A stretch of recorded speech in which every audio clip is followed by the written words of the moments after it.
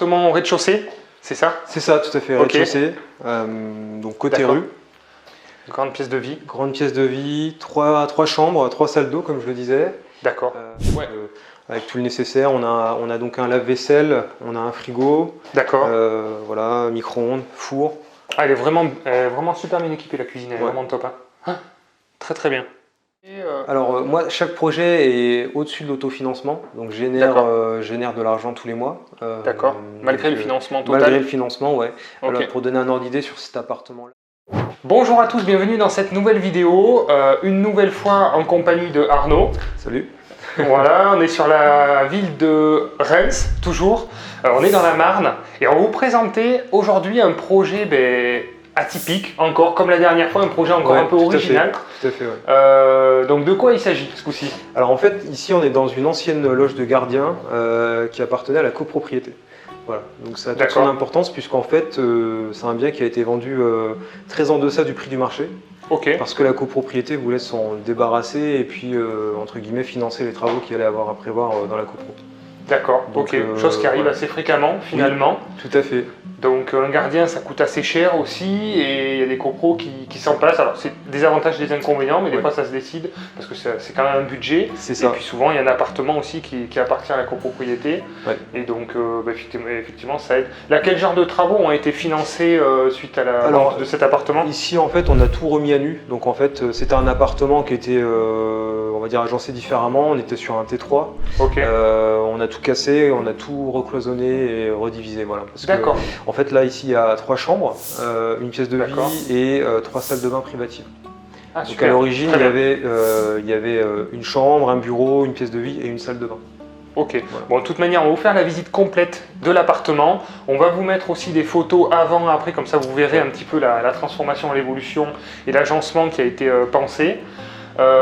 Au niveau du mode d'exploitation, on va aussi vous expliquer, c'est une multi-exploitation pour augmenter et booster la rentabilité. Et donc on va faire cette première partie de visite et en deuxième partie de la vidéo, Arnaud, tu vas pouvoir nous détailler un petit peu ton parcours aussi d'investisseur, tout ce que tu as fait jusqu'à maintenant. Tu investis depuis combien d'années toi maintenant? Moi j'ai commencé en 2015, même un petit peu avant à titre perso. Ouais. Donc ça fait déjà 7 ans, donc voilà, tu commences à avoir une bonne expérience, un bon recul aussi. Donc tu vas nous détailler tout ça dans la deuxième partie de la vidéo. Marche. Merci à toi, et c'est parti!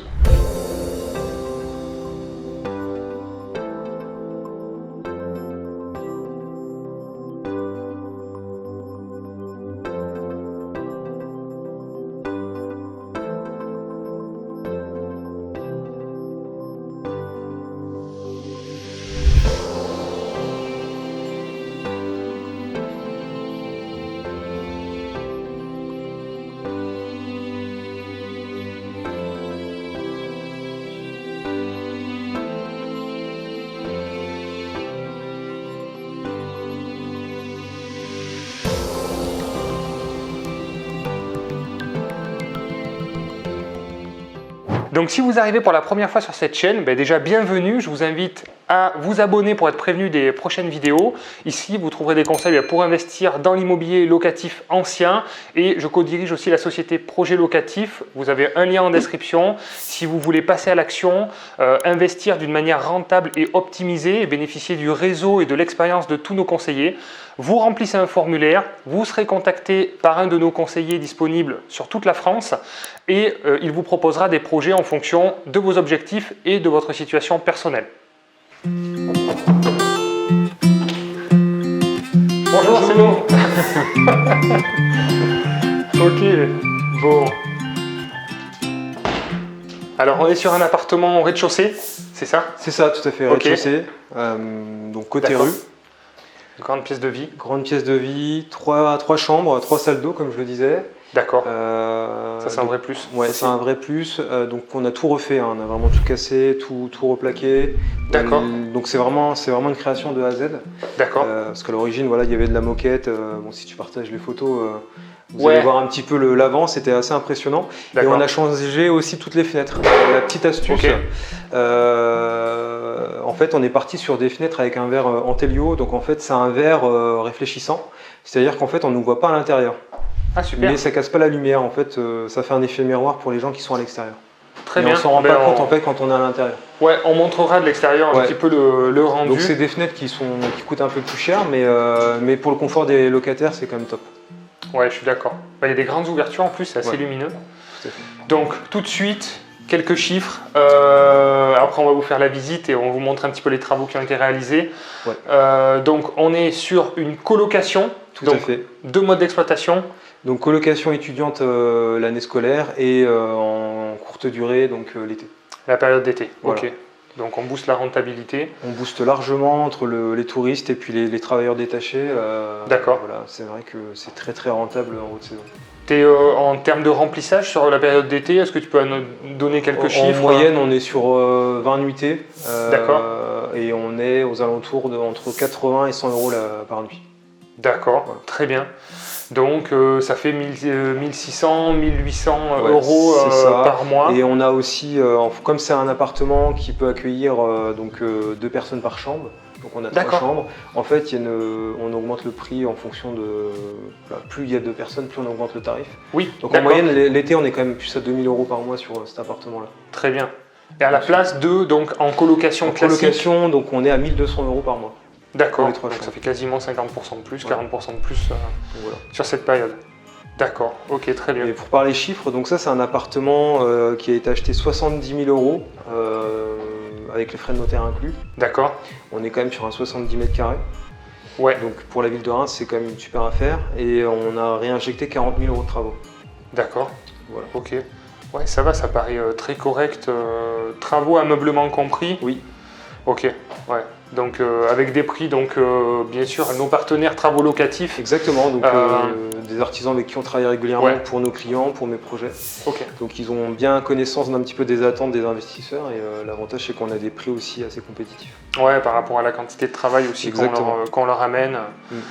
Ok, très bien. Et en termes de rentabilité, donc le coût total, ça fait un projet à quoi? Ça fait 120 000 C'est ça, à peu ouais. près. Ouais, tout à fait. Coût total de l'opération. Bon, franchement, ça me paraît vraiment pas cher pour un appartement tout refait à neuf de Non, c'est une belle 3 affaire, chambres. ouais, on est content. Ouais, ouais, très très belle opération. Et donc une location à 1200 euros par mois. C'est ça.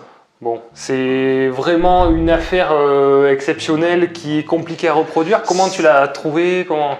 Ouais, bah, clairement c'est une anomalie, hein. On n'en trouve Ouais. pas comme ça tous les jours, hein, évidemment, mais en Ok. fait toujours j'avais un contact qui était propriétaire ici et ça parle dans les assemblées générales, on en parlait, Ok. mais- Ouais. et voilà, il m'a informé qu'il allait avoir un appartement qui allait se vendre.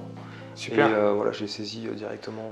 Il n'y avait pas d'agence directement avec la Non, copropriété? en fait c'était le service du syndic, parce qu'ils ont un service de négociation au syndic Ah, qui très le bien. vendait. Voilà. Ok. Donc, Super. Bon, ouais, super opération.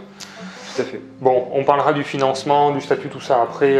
À ce moment-là, tu nous fais visiter? Ouais, ça On marche, c'est montre ça. parti. Donc là on est dans la pièce de vie. Ouais, Donc ok. toujours même principe, voilà, on a une cuisine avec un espace repas. Très bien. Donc là c'est pour 3 personnes hein, quand même à l'année. Ouais. Je trouve que c'est bien dimensionné au niveau de l'espace. Ça laisse un coin salon qui est agréable. En même temps, un petit coin repas aussi. Tout à fait.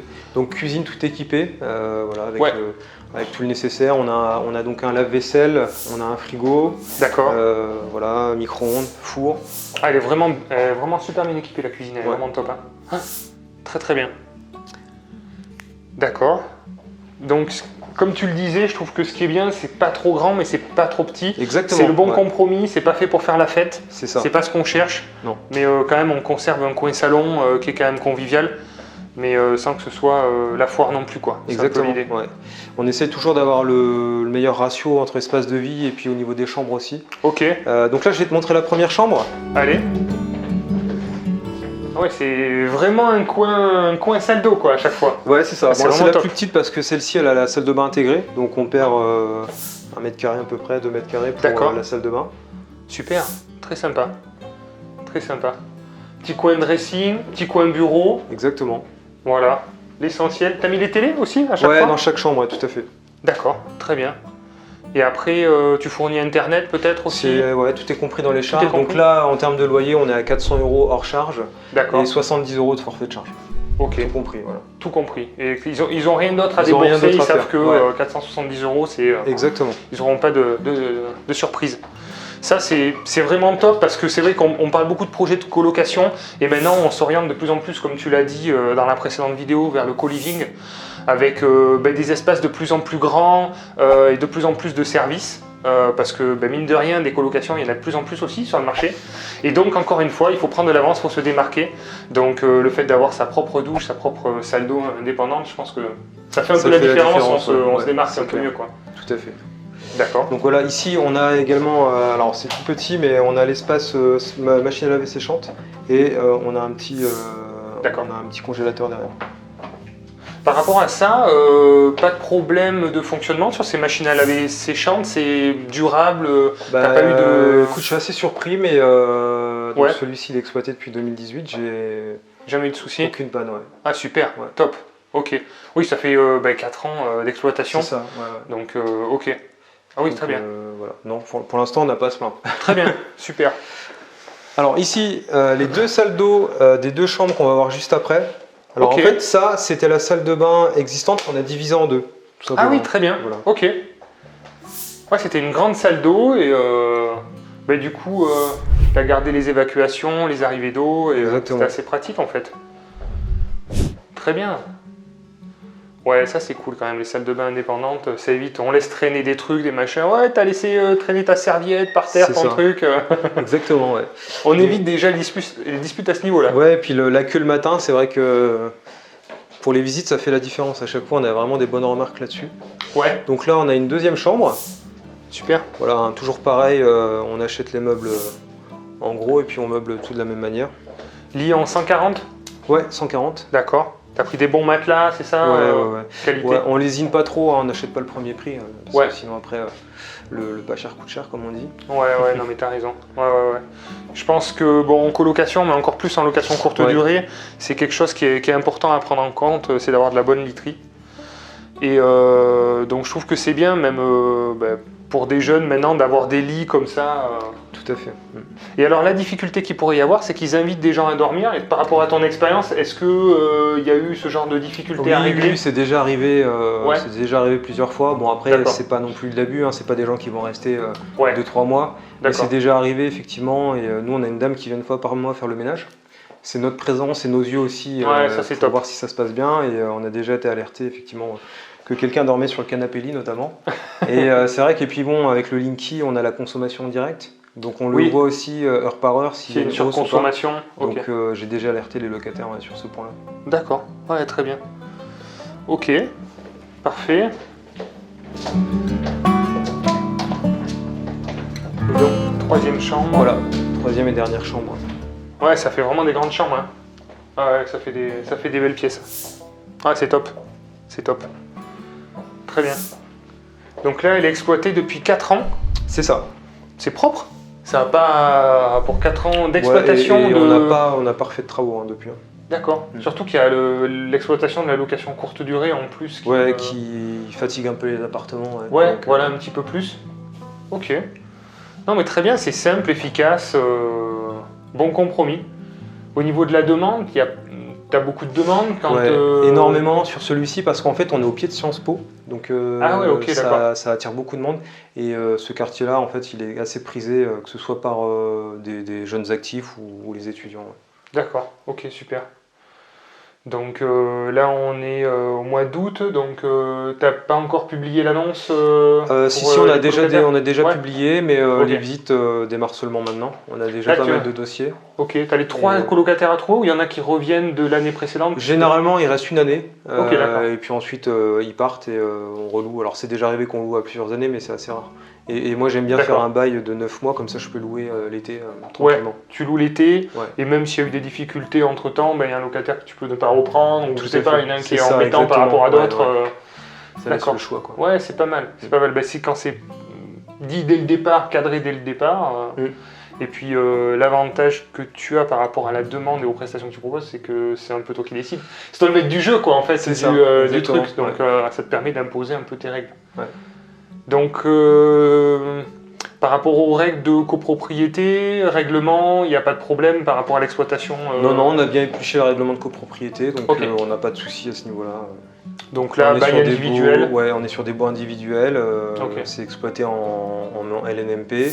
D'accord. Voilà, location meublée. Très bien, parfait. Ouais. Ok. On va dans le salon, tu nous parles un peu de ton parcours. Ça marche.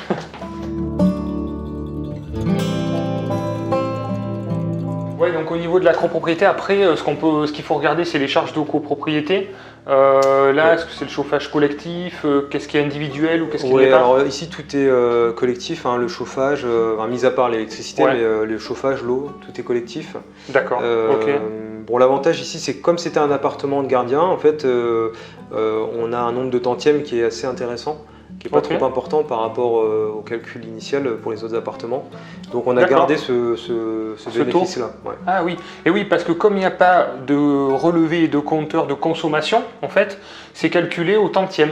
Exactement. Donc pourcentages qui sont calculés en général par rapport aux surfaces, au mètre carré, ça peut être par rapport au niveau, par rapport aux prestations, place de parking, garage, tout ça. Exactement, ouais. Donc, et toi, du coup, c'était un appartement de gardien qui représentait à la base de la copropriété, à la création de la copropriété, à la structuration, un nombre moins important que la moyenne des autres appartements de cette taille-là. Tout à fait. Donc c'est super intéressant. Le double bénéfice, à la fois le prix d'achat qui était assez faible et le nombre de tantièmes qui est également assez faible. Ça, c'est super intéressant. D'accord. Donc les charges, l'eau, je suppose que tu as un compteur divisionnaire. Oui, tout voilà, donc ça, c'est calculé à la consommation. Et après, l'électricité qui est à ton nom. Exactement. Voilà. Ok, d'accord. Donc après la partie financement, ça s'est bien passé? Partie financement, oui, ça s'est bien passé. Bon, c'était il y a 4 ans, donc on avait des conditions un peu plus souples. Là, on était sur un 110% sur 20 ans. Très bien. Le taux, je crois qu'on était à 1,35. Ouais, ok, très bien. Donc c'était des bonnes conditions. On a eu un différé de 2 ans.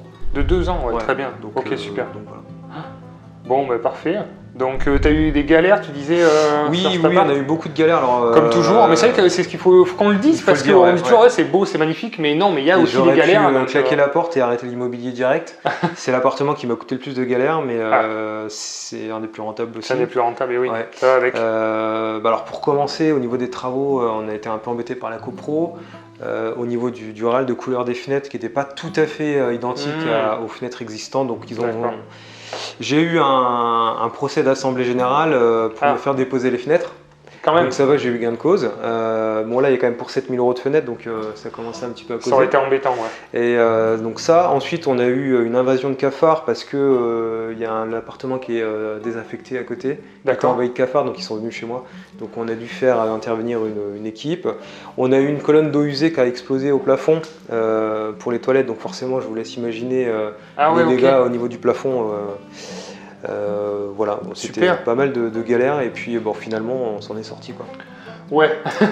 Donc, non, mais c'est souvent ça, il y a souvent pas mal de difficultés. Il faut prendre un problème à la fois et puis avancer quoi. D'accord. De toute manière, ça, les dégâts des eaux, c'est les assurances, ça a été payé par les assurances. Ouais, ça a été payé par les assurances. Bon, d'accord, ok. Bon, et la copropriété, ça s'est réglé avec ça s'est réglé aussi. La discussion Tout à fait. Et la compréhension. D'accord. Bon, très bien. Donc, tu investis depuis 4 ans. C'est ça. Ok. Est-ce que tu peux nous expliquer rapidement par quoi tu as commencé, quels sont les projets que tu as réalisés, les difficultés que tu as rencontrées, justement pour éviter à ceux qui regardent la vidéo de faire les mêmes erreurs que toi? Oui, alors moi j'ai commencé par des projets très rentables parce que j'étais dans une optique d'enchaîner, vraiment de me construire un patrimoine. Donc je voulais vraiment des projets rentables qui génèrent de la trésorerie tous les mois. Et donc je suis parti sur des exploitations optimisées, type colocation et courte durée. Donc je me suis vraiment spécialisé là-dedans, vraiment dans l'aménagement des espaces, comment optimiser au mieux les mètres carrés. Donc voilà, j'ai vraiment fait une spécialité et là je me diversifie avec des immeubles de rapport, des choses un peu plus tranquilles. Ok, un peu plus passive et plus patrimoniale pour avoir une meilleure valeur foncière. Et du coup, dès le début, dès le premier projet, tu as fait de la colocation mixée avec de la location courte durée? Dès le premier. Alors, en fait, la première année, dès que j'ai acheté mon premier appartement, j'ai fait de la colocation. D'accord. Bon, j'étais pas serein du tout, parce que c'est quand même un mode un peu particulier. On sait qu'un studio, un T2, on va le louer assez facilement, mais une colocation, on se pose quand même des questions. Mais ça a super bien marché. Du coup, j'ai enchaîné. J'en ai fait plusieurs. Et je me suis aperçu la deuxième année d'exploitation que je pouvais aussi louer en courte durée. Et que ça marchait super bien. Donc du coup, j'adapte les baux en fonction de la saison. Ok, super. Et c'est arrivé un peu après coup pour booster cette rentabilité. Tout à fait.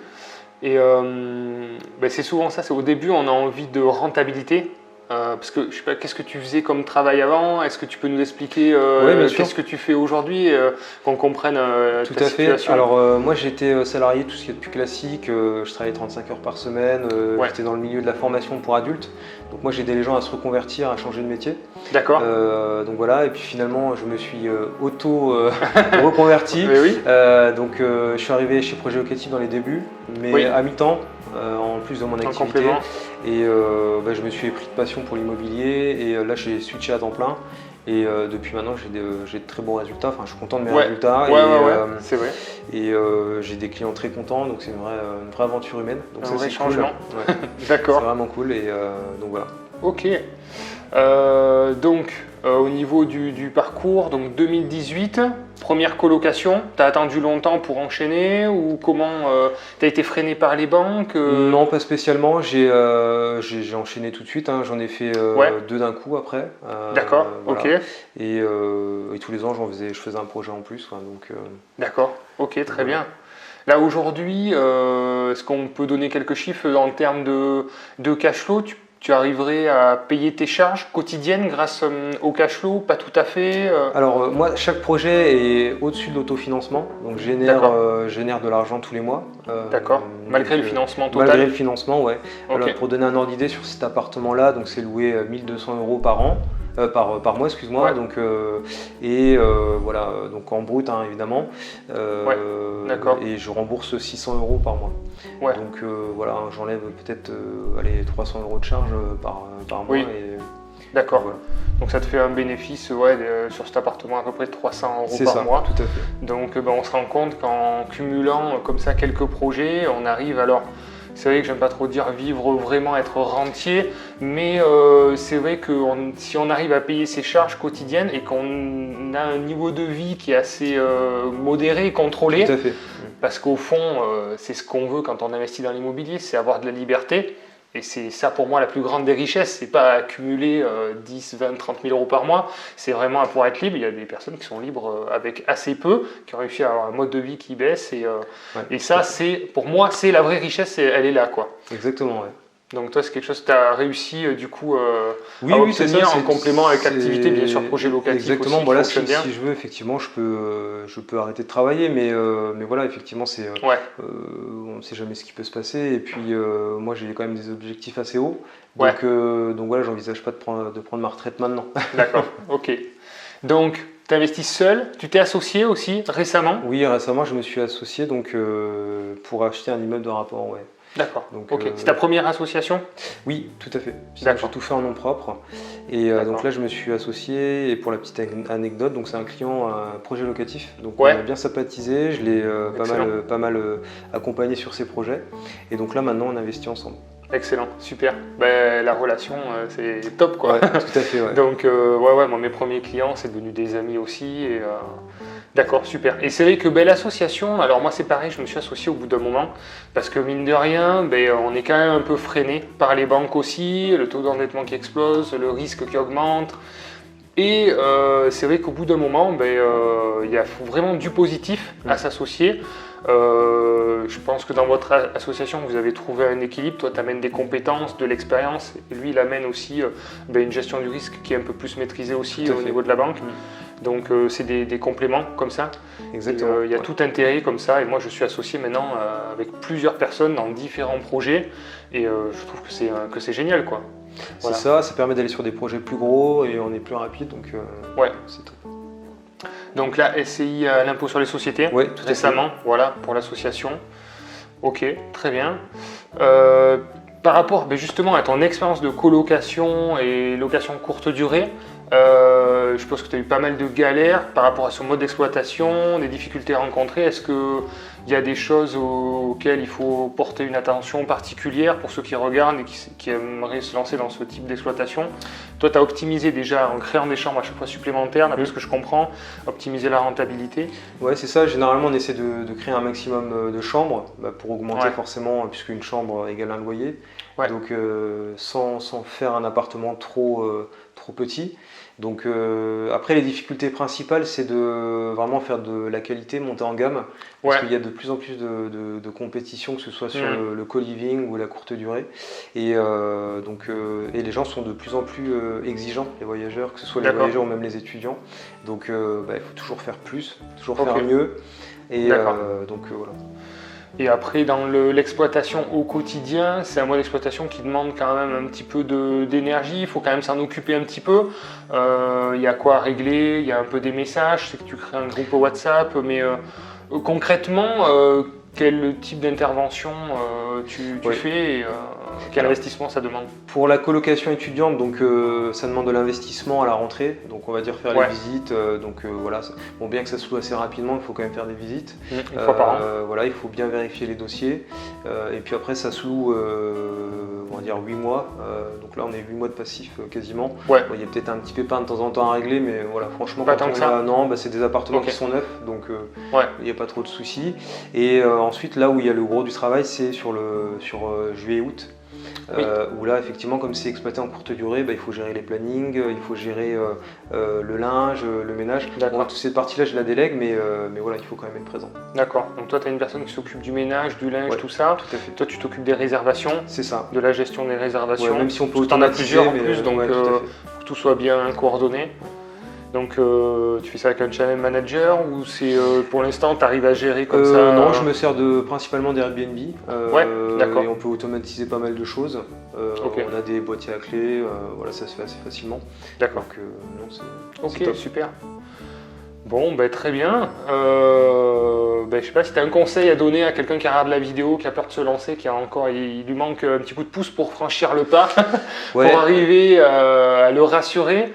Qu'est-ce que tu pourrais dire par rapport à ce que tu pensais à l'époque et puis le recul que tu as aujourd'hui? Tu es beaucoup plus serein, j'imagine. Ouais, alors je suis peut-être pas très objectif, mais en tant que conseiller, mais c'est vrai que moi à l'époque je voulais vraiment tout faire tout seul. Je voulais gagner de l'argent à faire tout seul. Économiser, et au final je suis passé à côté d'énormément d'affaires. J'ai mis beaucoup de temps avant de me lancer, j'ai fait pas mal de bêtises aussi. Et au final, je pense que c'est bien de se faire accompagner, de se former, parce que même si ça prend un petit peu de temps de se former et de se faire accompagner, après on gagne énormément de temps. Ouais, je pense aussi, ouais, bien sûr, on vante un peu les services de projet locatif, mais concrètement, c'est vrai qu'avec le recul et l'expérience, c'est vraiment ça qui fait la différence. Quand on optimise le projet, en fait, mis tout bout à bout, en fait, on fait gagner, on peut le dire, beaucoup d'argent à nos clients. Donc même si effectivement on prend 10-15 000 euros de commission, 10 000 euros sur 20 ans, ça représente 50 euros par mois, c'est vraiment ridicule. Et puis surtout c'est des effets de levier, c'est financé par la banque, c'est remboursé par les locataires, donc c'est vraiment ça qu'il faut comprendre dans sa logique d'investisseur. Et on fait gagner évidemment beaucoup d'argent, mais aussi beaucoup de temps à nos clients, puisqu'ils s'occupent pas de grand chose, à part du financement où là il faut vraiment être de plus en plus impliqué et moteur et motivé, mais sinon pour le reste on se charge des projets, de faire les travaux, de vous aider sur la fiscalité, donner les informations nécessaires, voilà tout le processus. C'est vraiment ça qui fait la différence. Et le gros plus aussi c'est qu'on a un réseau et du coup on a les opportunités quand même en avant-première. Typiquement cet appartement là, si j'avais pas de réseau, j'aurais jamais pu le trouver. C'est quand même, pour le coup, c'est vraiment ce qu'on appelle le off-market. Ça appartenait à une copro, ça a été diffusé de nulle part. Bien sûr. Voilà. C'est le fait d'être sur le terrain un peu tous les jours et activer le réseau. Voilà. Moi, c'est des agents immobiliers qui m'appellent souvent pour me proposer des biens avant de les publier aussi, quoi. Donc voilà. Financière du projet, on va décrypter ensemble cette partie-là. Donc le prix d'acquisition de ce bien est de 83 000 euros précisément. À de ça s'ajoute donc 6 600 euros de frais de notaire, 36 000 euros de travaux avec la partie meublant. Pas d'honoraires bien sûr projet locatif puisque c'est un projet perso que Arnaud a réalisé. Mais pour l'exercice j'ai voulu vous faire l'estimation. Donc là on était à 6 600 euros d'honoraires projet locatif si c'était projet client, ce qui représente 35 euros par mois de crédit immobilier sur 20 ans. Donc vous voyez, c'est pas ça qui change fondamentalement le projet. Le total à financer qui avoisine les 130 000 euros. Arnaud a emprunté sur 20 ans avec des mensualités donc de 640 euros par mois. En termes de revenus locatifs, donc Arnaud a fait a lissé si vous voulez les revenus de la colocation et les revenus de la location courte durée. ce qui représente 1 400 € par mois. Donc pour un total de 16 800 € annuels. Voilà. Au niveau des charges, on a un peu de taxes foncières, des charges de copropriété qui sont, on voit, gommées assez facilement par les charges récupérables auprès des locataires, de l'assurance propriétaire non occupant, et bien sûr le plus gros poste c'est le crédit immobilier. On se retrouve avec 11 333 € de charges par an et donc un cash flow de 5 467 €. Vous voyez, s'il y avait eu les honoraires projets locatifs, on aurait enlevé 400 € à ces 5 000 €, mais il aurait resté quand même 5 000 € de cash flow. Bon, merci Arnaud, merci beaucoup pour ce partage. Merci à vous d'avoir regardé la vidéo. Si ce type de contenu vous plaît, n'hésitez pas à nous encourager avec un petit like. Si vous avez des questions, n'hésitez pas dans les commentaires. Merci pour votre soutien, merci d'avoir regardé la vidéo. Pensez à vous, investissez, surtout passez à l'action. Ciao. Bye.